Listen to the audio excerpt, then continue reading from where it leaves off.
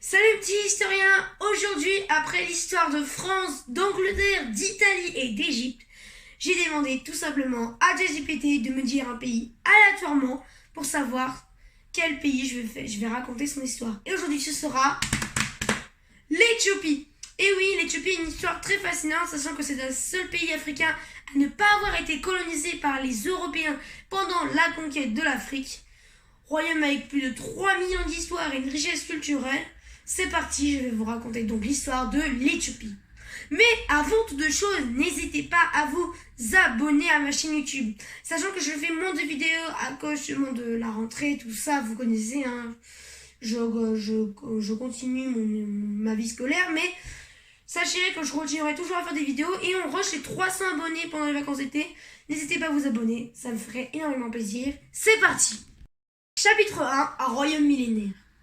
L'histoire de l'Éthiopie remonte il y a 3000 ans avant notre ère. L'antiquité éthiopienne est fondée sur des légendes, comme avec la reine de Saba dénommée Makeda, qui aurait visité le royaume d'Israël de Salomon Ier vers le Xe siècle avant notre ère.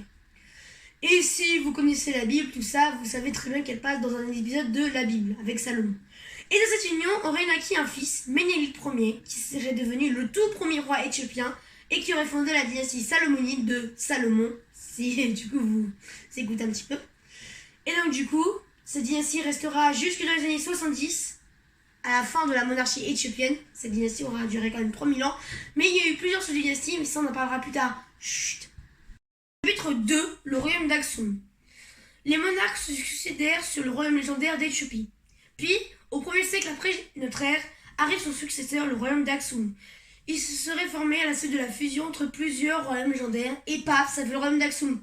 Petite référence à la touche capique, voilà. Et donc du coup, ce royaume très commercial qui va notamment commercer avec le royaume de Saba, vous connaissez la reine Saba, tout ça, et qui deviendra en 330 après Jésus-Christ christianiste, et qui deviendra un des plus grands royaumes christianistes avec l'Empire romain sous le roi Ezana. Mais après un âge d'or considérable, au 7e siècle après Jésus-Christ, il du coup déclina sur des circonstances obscures et entraîna avec la chute du royaume d'Aksum la dynastie salomonide. Mais heureusement, un nouvel empire apparaît, l'empire d'Éthiopie, avec la dynastie Zagoué. Mais la dynastie salomonide ne disparaît pas complètement, puisque en 13e siècle après Jésus-Christ, Yekuno Amlak tue le dernier empereur Zagoué et devient donc empereur sous la dynastie salomonide. Chapitre 3, un empire médiéval. L'empire d'Éthiopie devient un grand empire religieux comme militaire. Il est agrandi ou défendu par des empereurs éthiopiens comme Amda Seyon Ier ou Zara Yacob. Et une nouvelle loi s'instaure. Chaque région est dirigée par un chef local très très puissant. Mais malheureusement, l'empire n'échappe pas aux guerres civiles. Mais heureusement, l'unité est retrouvée autour de l'empereur éthiopien, qui renvoie son prestige à la dynastie salomonide.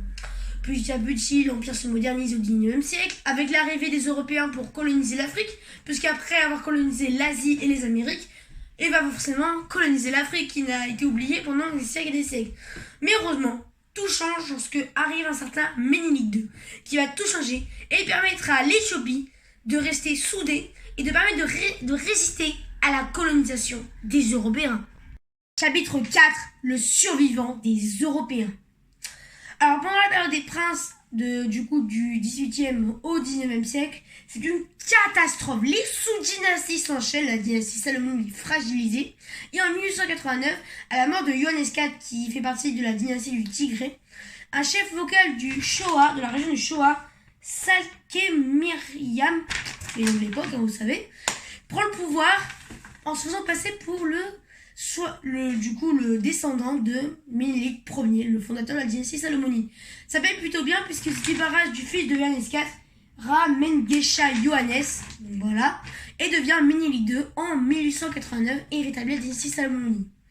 Durant son règne, d'abord son règne, il avait construit une ville, Addis Abeba, qui devient donc la capitale de l'Éthiopie. De 1890 à 1893, tout se passe bien, il y a des conquêtes territoriales dans le sud et dans le sud-est, tout se passe bien pour l'Empire, mais en 1893, tout bascule entre l'Éthiopie et l'Italie. En fait, il faut revenir en 1889. À ce moment-là, l'Éthiopie s'intéressait beaucoup pour la région de l'Érythrée, qui se trouve au nord de l'Éthiopie. Mais un colonisateur, l'Italie, qui du coup lui aussi s'intéresse aux pays africains, veut aussi l'Érythrée. Une petite guerre éclate et forcément Johannes IV perd. Il doit signer un traité humiliant qui donc reconnaît du coup l'Érythrée. Donc l'Érythrée va à l'Italie et du coup Johannes IV est humilié. Mais les Italiens s'intéressent à l'Éthiopie et surtout la région du Tigré qui est donc la région principale de l'Éthiopie puisque c'est là où il y aurait dû le berceau du royaume d'Aksum. Et donc les Italiens, ils veulent piéger le nouvel empereur Ménélique II. Pour ça, ils envoient un émissaire italien vers Ménélique II qui est en pleine route vers son couronnement. Et il lui fait signer un, entre guillemets, traité d'amitié. Pourtant, c'est assez simple. Il y a deux copies. Selon en Amérique, la langue natale de l'Éthiopie, et un italien. Tout se passe bien, mais voilà le piège en fait. Dans l'article 17, celui en Amérique dit que Ménélique II doit passer par Rome pour faire les échanges commerciaux avec les Européens.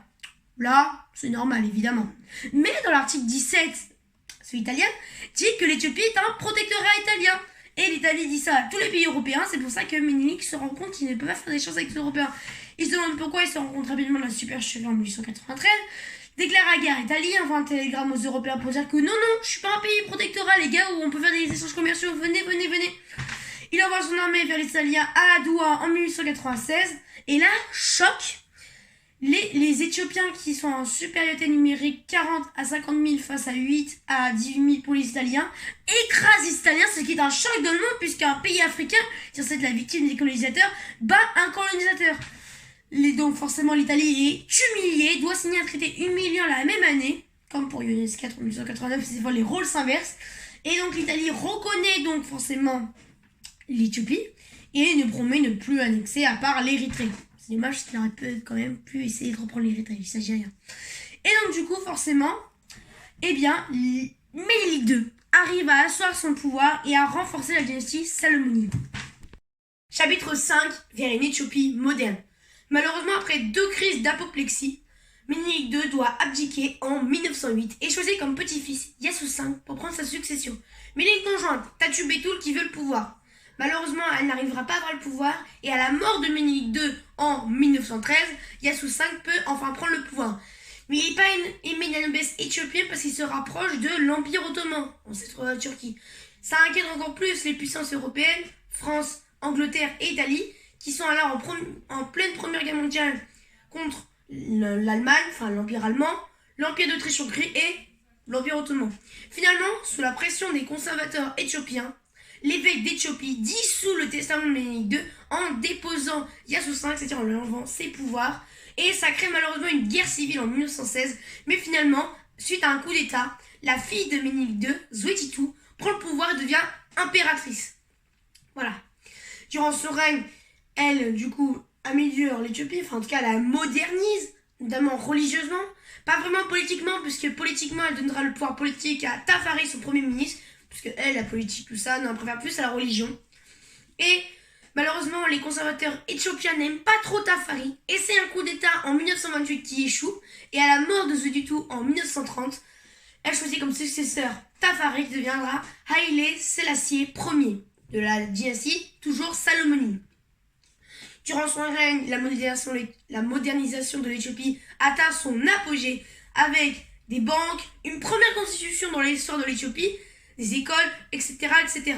Mais en 1935, un certain dictateur que vous avez sûrement déjà entendu parler, Mussolini, qui dirige à ce moment-là l'Italie, veut reconstruire l'Empire romain et donc forcément il faut conquérir l'Afrique. Et il s'intéresse de loin à l'Éthiopie, puisque l'Érythrée appartient toujours à l'Italie, et il veut l'Éthiopie. Ça déclenche une guerre en 1935, et finalement, après une résistance acharnée des Éthiopiens, malheureusement, avec les derniers engins qui viennent de sortir, les avions, les Éthiopiens sont surpassés et finalement perdent la bataille. Haïlé Sélassié Ier et son gouvernement s'enfuient en exil en Angleterre, et il envoie un télégramme aux Éthiopiens pour les inviter à poursuivre la résistance. Ça a bien marché puisqu'en 1941, en pleine Seconde Guerre mondiale, les Alliés libèrent l'Éthiopie. L'empereur revient, annexe l'Érythrée qui appartenait à ce moment-là aux Italiens et reconstruit le pays de l'intérieur de 1941 à 1947. Tout se passe bien, mais des premières révoltes veulent mettre fin à la monarchie dans les années 60. Et l'armée, elle aussi, veut mettre fin à la monarchie. Et donc c'est pour ça que dans les années 70, ils se réunissent dans un comité appelé le comité du DERG. DERG qui veut dire comité en amharique, qui est la langue principale de l'Éthiopie. Et finalement ils y arrivent en 1975. Haïlé Sélassié doit abdiquer. Et du coup, forcément, ils s'enfuient. Et du coup, ils instaurent donc une dictature. Le DERG est désormais maître de tous les pouvoirs. Chapitre 6, l'Éthiopie d'aujourd'hui. Malheureusement, le comité du DERG durcit le pays. Il se rapproche de l'URSS, qui est donc à ce moment-là communiste et c'est l'ancêtre de la Russie. Et rompt son alliance militaire avec les États-Unis en 1977. Et du coup, enlève les bases américaines qui étaient à ce moment-là installées en Éthiopie. Le DERG aussi instaure une terreur rouge en massacrant ses étudiants. C'est quand même lâche comme coup. Et finalement, sous le modèle soviétique, ils instaurent la République démocratique populaire d'Éthiopie. Et avec une nouvelle constitution, plus la première constitution forcément de Tafari. On se rappelle, voilà, dans chapitre président. Allez, chapitre président, je sais, j'avoue. Et du coup, il élit un de ses vice-présidents du DERG, Mengistu, président. Voilà, comme ça, c'est fait. Mais en 1980, le régime est fragilisé par les partis politiques qui s'imposent et qui veulent l'indépendance de l'Éthiopie et de l'Érythrée, parce que oui, l'Érythrée veut aussi son indépendance. Et donc du coup, ça va créer des guerres entre les partis politiques qui veulent l'indépendance et le DERG. Finalement, en 1991, le régime du DERG, de Mengistu, chute et du coup, l'Éthiopie gagne son indépendance devient la République fédérale d'Éthiopie. En 1993, c'est un référendum, l'Érythrée devient indépendant. En 1995, Negasso devient le tout premier président de la République fédérale d'Éthiopie. Après un petit temps de paix, en 1998, suite à des différents territoriaux, l'Érythrée attaque l'Éthiopie. Finalement, l'Éthiopie va gagner en l'an 2000, troisième millénaire, voilà. Et en 2001, Girma devient le deuxième président de la République. Et en 2005, choc pour l'Éthiopie, les partis politiques ne s'aiment pas trop, acceptent enfin de participer aux élections législatives de 2005. Et les deux partis principaux, le CUD et le FDEU, ont les sièges principaux. Et entre 2005 et aujourd'hui, soit 20 ans en 2025, à l'heure où je tourne cette vidéo, l'Éthiopie a une économie stable et une politique en évolution. Merci les abonnés d'avoir vu cette vidéo. Je sais que je fais beaucoup moins de vidéos en ce moment. Mais avec le rythme scolaire, tout ça, vous savez, c'est un peu compliqué. Mais j'ai beaucoup apprécié de faire cette vidéo. Ça a été un peu dur quand même de la tourner parce qu'en même temps, je dois écrire le texte, je dois mettre les éléments principaux, qu'est-ce que je dois mettre par-ci ou par-là, vérifier si pas j'ai fait des erreurs d'orthographe. Donc ça a pris beaucoup de temps de faire cette vidéo. Un mois ça m'a pris depuis la dernière vidéo que j'ai postée qui n'a pas fait beaucoup de succès. Mais là, j'espère que vous avez apprécié ce thème de la vidéo. Et dites-moi si vous voulez que je refasse d'autres vidéos comme cela. Donc je dis à ChatGPT un pays aléatoire. Comme ça me fait encore plus de challenge. Et dis-moi si vous aimez ce thème ou proposez-moi un autre thème. Le prochaine vidéo, normalement, ce sera qu'est-ce qui s'est passé ce siècle-là, édition premier siècle après sucré, que normalement, elle sortira pendant les vacances scolaires ou à la rentrée, je ne sais pas trop, on verra bien. C'est compliqué ou pas. Et du coup, dites-moi en commentaire si j'ai fait des erreurs. Merci d'abonner, me soutenir énormément. Comme je l'ai dit, on rush les 300 abonnés pendant ces vacances d'été. Alors je vous dis à bientôt. Goodbye!